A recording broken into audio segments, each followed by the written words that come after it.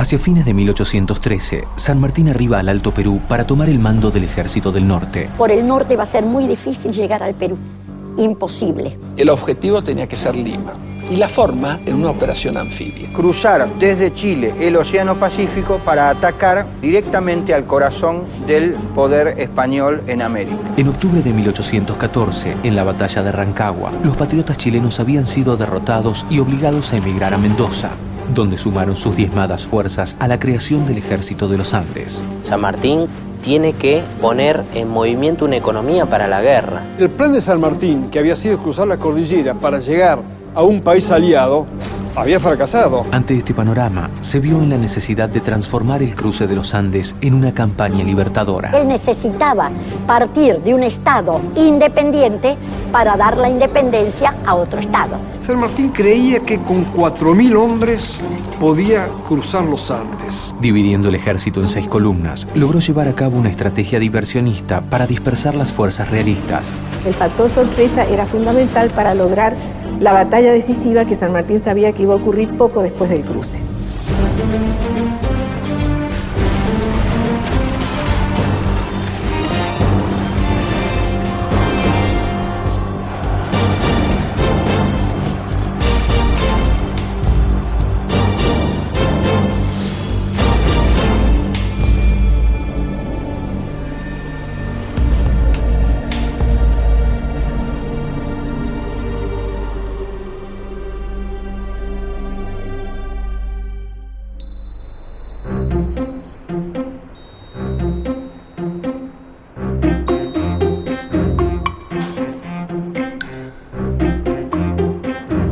La Capitanía General de Chile empieza su guerra de independencia en 1810, poco tiempo después del 25 de mayo en Buenos Aires. Los chilenos hacen un movimiento similar y crean una junta. La diferencia es que en Chile va a haber un bando realista mucho más fuerte del que tuvo que soportar la revolución en Buenos Aires.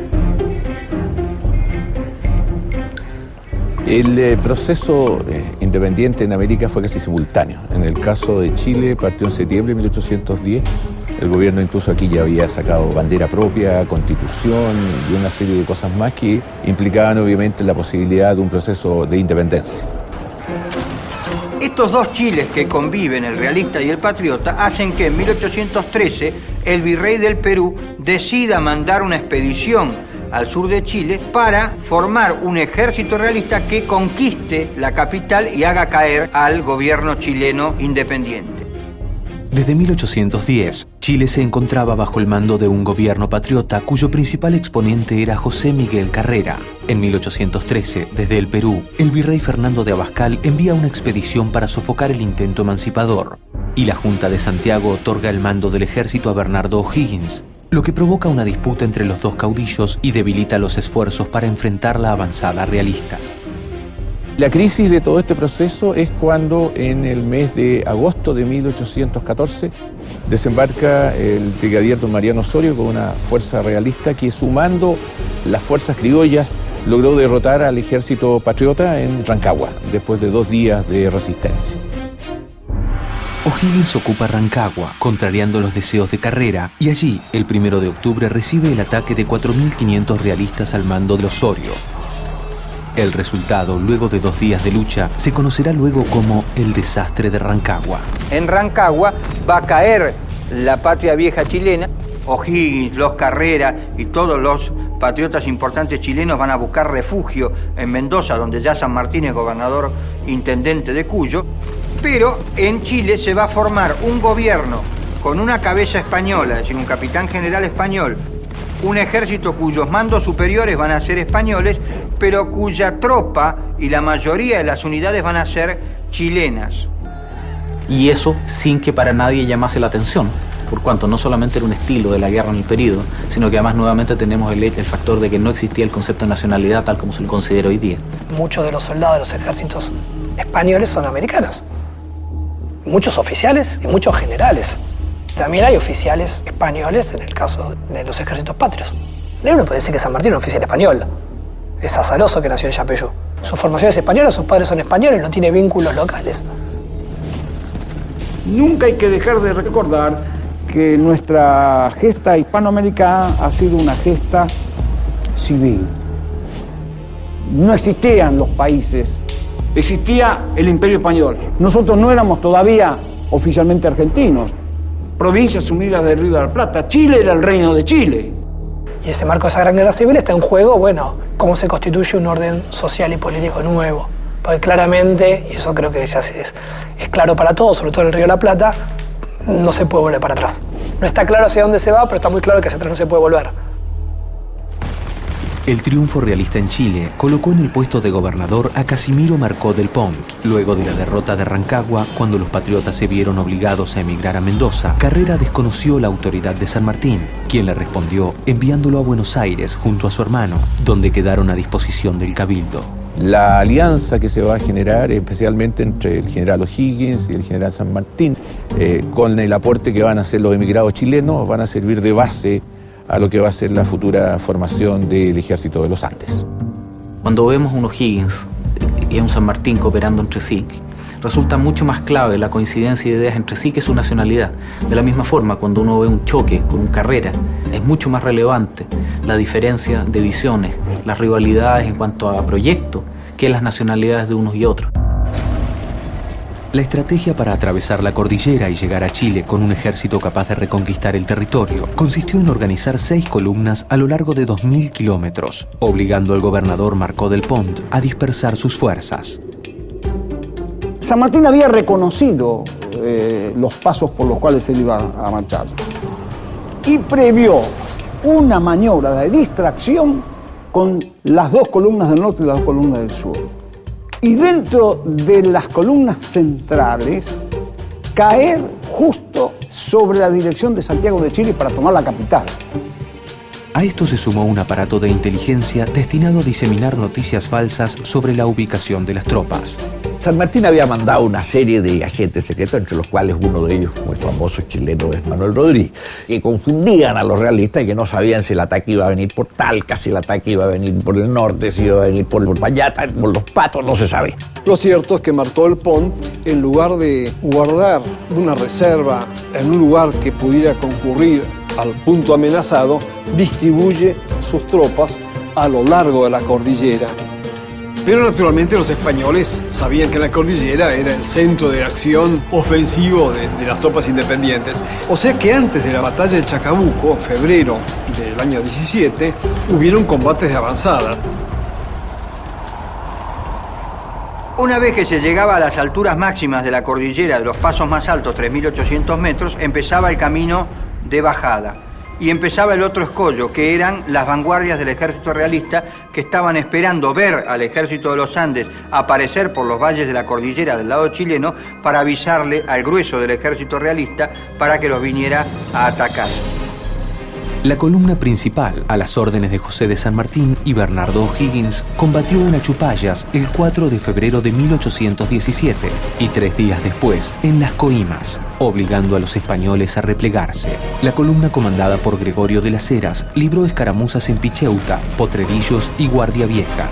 Por el sur, las columnas al mando de Freire y Lemos consiguieron sus objetivos, revolucionando la zona cercana a Talca. En el norte, mientras tanto, Cabot llevó sus tropas hasta Coquimbo, en tanto la división auxiliar proveniente de La Rioja se hizo con las poblaciones de Copiapó y Huayco. Tan en secreto había mantenido San Martín esta estrategia de las 6 columnas que las autoridades españolas fueron sorprendidas totalmente y de este modo Marcó del Pont no se enteró que estaba cayendo el norte de Chile en poder de los patriotas.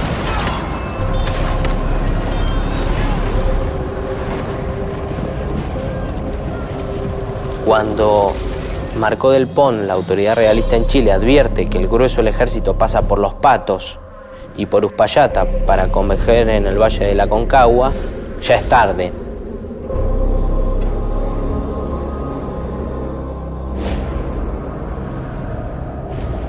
...1817, enero. En el norte del continente, Simón Bolívar organiza la reconquista de Venezuela, consolidando la primera fase de su campaña libertadora. En el Río de la Plata, fuerzas portuguesas invaden la banda oriental y expulsan al ejército de Gervasio Artigas, obligándolo a replegarse en el litoral.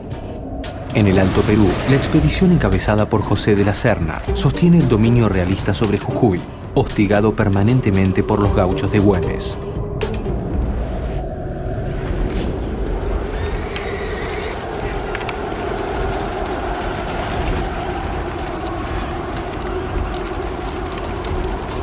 Una vez realizado el cruce y la avanzada de todas las columnas en territorio chileno, San Martín agrupa las fuerzas principales, estableciendo un campamento en Curimón.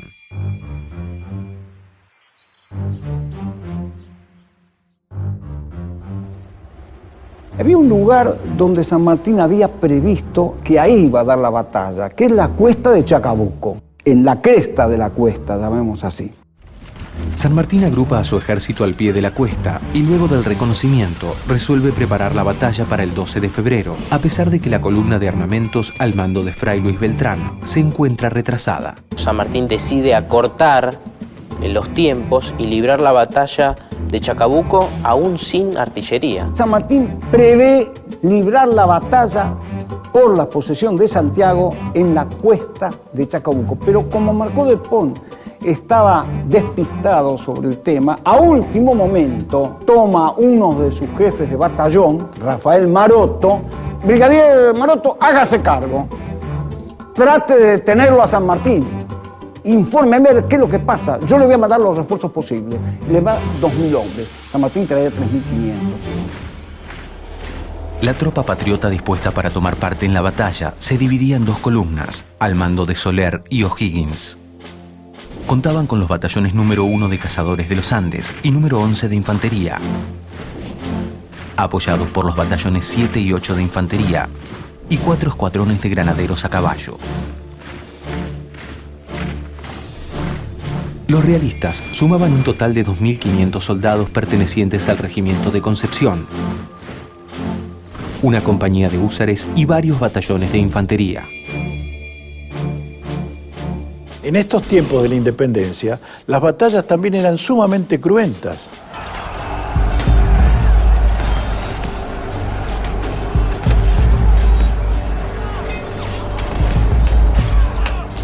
La gente, en un culto al valor que era bastante desmedido, consideraba que no se podía presentar frente al enemigo si no era con colores muy vivos, para mostrar valentía y arrojo. Como ustedes comprenden, esa era la mejor manera de morir. Y esto lo realizaban tanto los españoles como los criollos.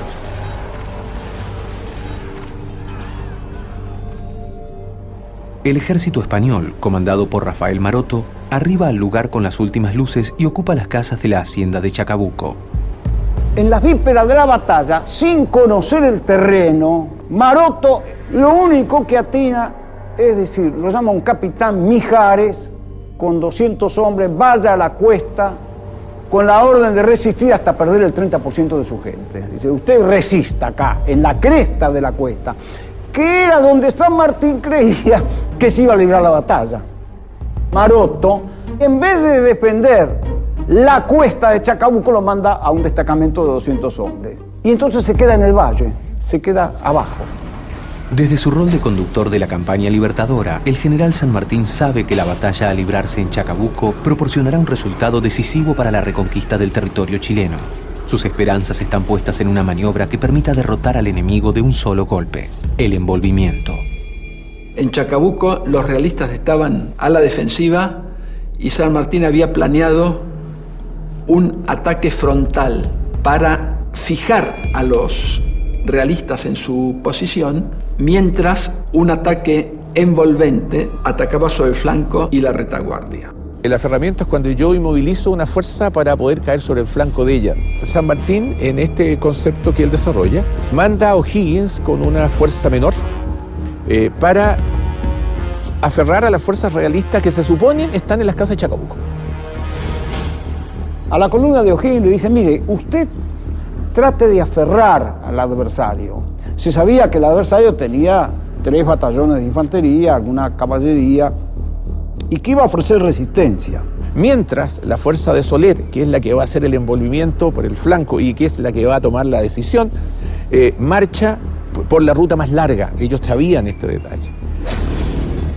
El objetivo de las tropas patriotas era desarrollar una acción coordinada a través de los cerros, utilizando las llamadas Cuesta Nueva y Cuesta Vieja. Dos caminos que desembocaban, el primero al frente y el segundo en uno de los flancos de la cuesta de Chacabuco. A partir de allí y más abajo, en las casas de la hacienda, se encontraría la retaguardia del ejército español. La acción principal por la Cuesta Nueva va a caer en la retaguardia del dispositivo adversario. Pero hay que darle tiempo. Se necesita demorar un poco ese aferramiento en forma tal de que el enemigo se entretenga con el aferramiento y no con el envolvimiento, que va a ser la llave para el triunfo de la batalla. En la madrugada del 12 de febrero, San Martín informa a los jefes de las divisiones principales sobre la estrategia para la batalla. Utilizando dos caminos convergentes en la cuesta de Chacabuco, una de las divisiones, comandada por Soler, avanzaría por el oeste, mientras que la de O'Higgins lo haría por el este. Esta columna avanzaría hasta encontrarse con el enemigo y su trabajo sería mantener un frente que permitiera a Soler atacar el flanco de los realistas. Lo que no tenía previsto el plan de San Martín era que el ejército realista no se quedó en las casas de Chacabuco, sino que marchó cerro arriba. Maroto, cuya intención era avanzar en la madrugada del día 2 y ocupar la cuesta, empieza a avanzar y se da cuenta que viene el ejército de San Martín, porque Mijares se estaba replegando. Por lo tanto, cuando Higgins llega a la cuesta, en vez de ver las fuerzas realistas varios kilómetros al sur, los tiene a una distancia bastante menor. Y eso hace que la batalla se empeñe antes del tiempo que se había estimado.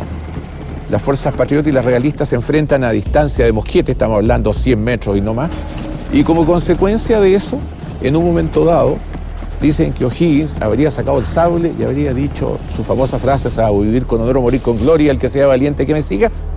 La columna cargó.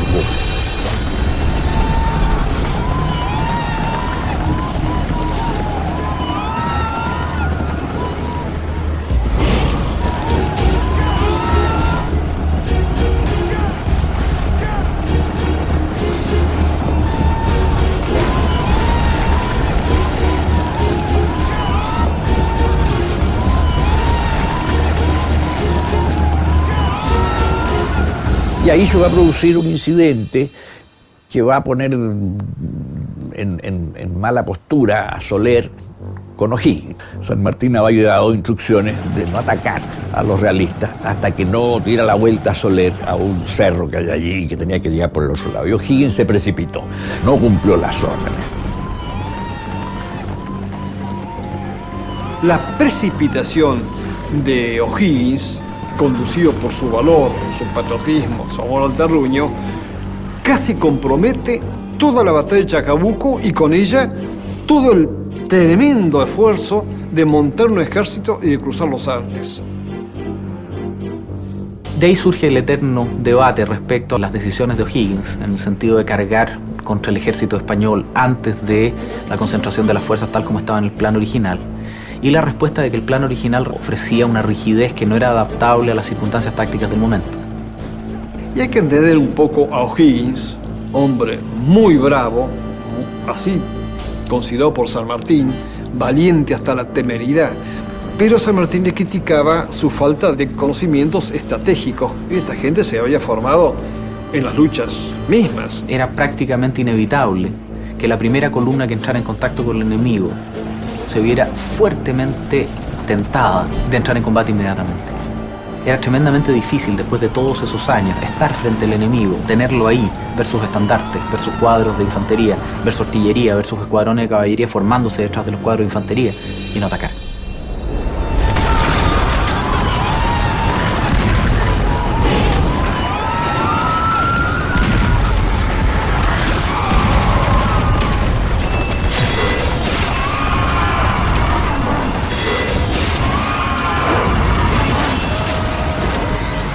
En la primera carga, O'Higgins fue derrotado por los españoles. Un terreno muy quebrado, había zanjas, no se podía pasar. Obviamente, como nadie había hecho un reconocimiento previo del terreno, la columna de caballería que cargó por la derecha se encontró que se empezó a achicarse el espacio, los realistas la dispararon por el flanco, la caballería se fue sobre la masa de infantería que se encontró con el estero. Los realistas haciendo fuego, entonces alguien dijo: todo de nuevo para atrás. Lamentablemente es rechazado ese primer intento y las tropas se tienen que refugiar detrás de un cerro grande que se llama de los Tórtolas Cuyanas. En la retaguardia patriota, la noticia de que la división O'Higgins ha perdido la posición estratégica obliga a San Martín a enviar a la tropa de Soler en su auxilio. La gravedad del momento es evidente, tanto que el propio jefe del ejército decide abandonar su puesto y desplazarse al frente de batalla.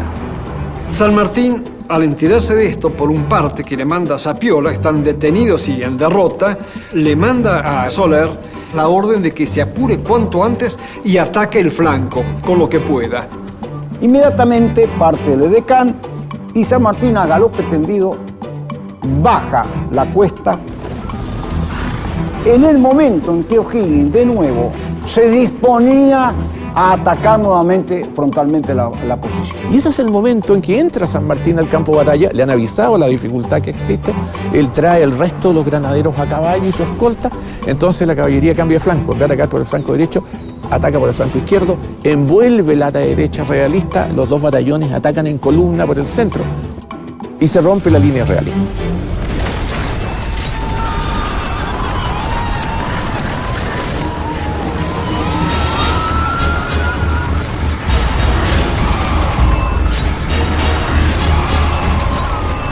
Finalmente la batalla de Chacabuco, con la carga segunda de O'Higgins y de los granaderos, se convierte en una victoria. La persecución fue intensa, la fuerza de caballería realista se había prácticamente retirado del campo de batalla y la infantería realista fue perseguida a varios kilómetros. Quiso rehacerse Maroto, no lo pudo hacer y prácticamente con eso se dio por finalizada la batalla a eso de las 3 a 4 de la tarde.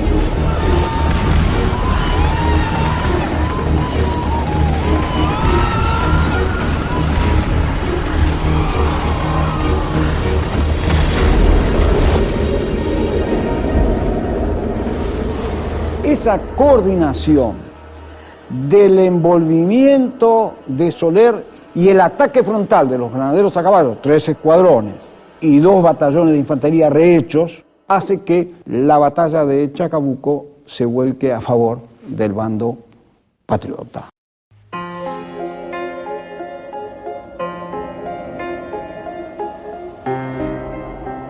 Las pérdidas realistas fueron bastante numerosas, 500 muertos, mientras que los independentistas, según el parte de San Martín, tuvieron 12 muertos, y eso sí, 100 y pico de heridos. De la fuerza total realista llegaron a Santiago menos de 200 hombres. El resto cayó prisionero o murió en el campo de batalla. Fue una batalla, una victoria completa.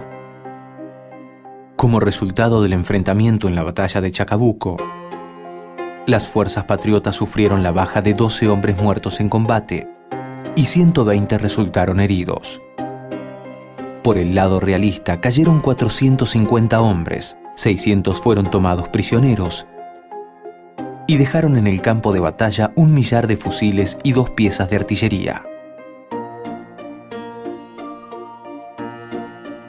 El único detalle, como siempre le pasó a las fuerzas patriotas, y yo ahí puedo explicarlo quizás pensando en la inexperiencia de manejar batallas de esta magnitud por todos los mandos patriotas, es que no hubo una persecución inmediata. Y como no hubo persecución inmediata, las fuerzas realistas pudieron replegarse a Santiago, de Santiago marcharon a Valparaíso y se embarcaron.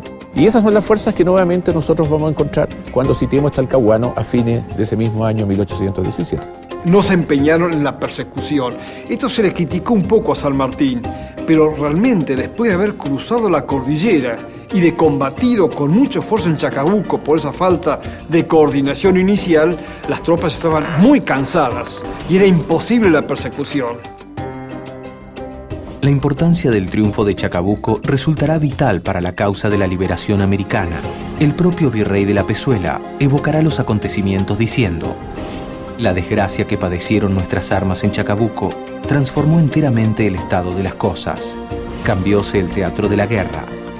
Los enemigos trasladaron los elementos de su poder a Chile, donde con más facilidad y a menos costa podían combatir al nuestro. Y prácticamente las consecuencias de Chacabuco fueron la ocupación de Santiago.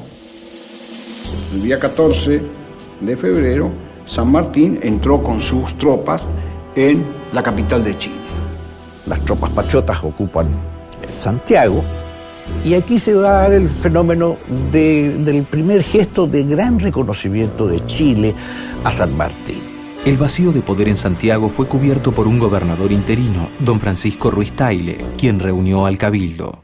Allí se acordó ofrecerle el cargo de director supremo de Chile a San Martín, quien lo rechazó. San Martín con gran habilidad política, porque otra de las cosas que hay que remarcar es que San Martín, ¿no?, fue un político consumado.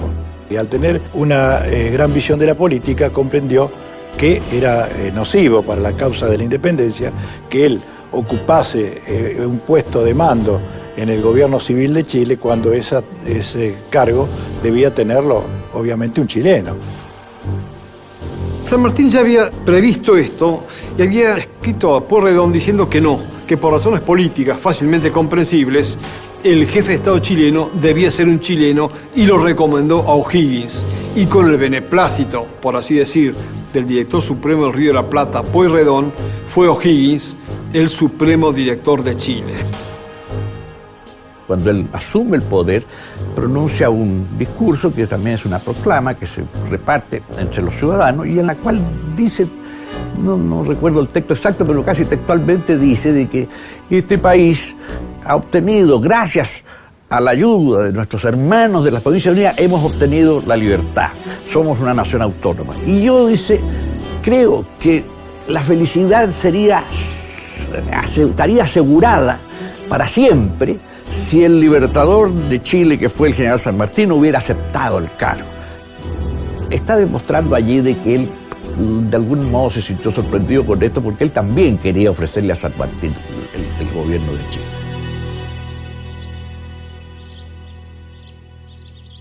Cuando los argentinos vemos el monumento de San Martín, espoleando el caballo, con el dedo señalando en el aire, el escultor plasmó la imagen de San Martín en el momento más crucial de la batalla de Chacabuco, que fue cuando, al ver lo que estaba ocurriendo con O'Higgins, le dijo a su ayudante: vaya usted y dígale al general Soler que ataque de inmediato, con lo cual se pudo equilibrar la batalla y lograr el triunfo. En esta batalla fue cuando San Martín, por última vez, se empleó como comandante en combate. Yo no sé si diría que cargó sable en mano con los granaderos, pero cuando recibe el parte de que O'Higgins es derrotado en la primera carga que hace, San Martín se adelanta, toma la bandera de los Andes e inicia la carga que seguramente no acompañó para atender al todo del ejército, ¿se entiende? Pero fue la última vez en que San Martín, sable en mano y con la bandera, estuvo al frente de sus tropas.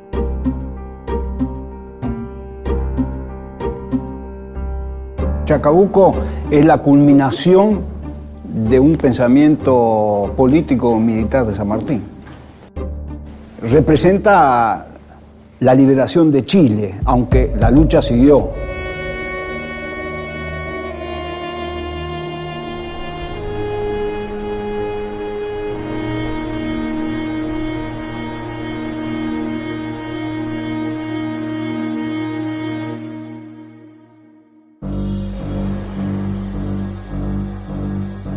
La toma de la capital de Chile no significó, por supuesto, el fin de la guerra en el país trasandino. Una vez asentado O'Higgins en el gobierno, tuvieron que realizarse múltiples y diferentes combates contra enemigos que no eran fáciles de vencer. El virreinato decide que tiene que dar la batalla en Chile para evitar la invasión al Perú.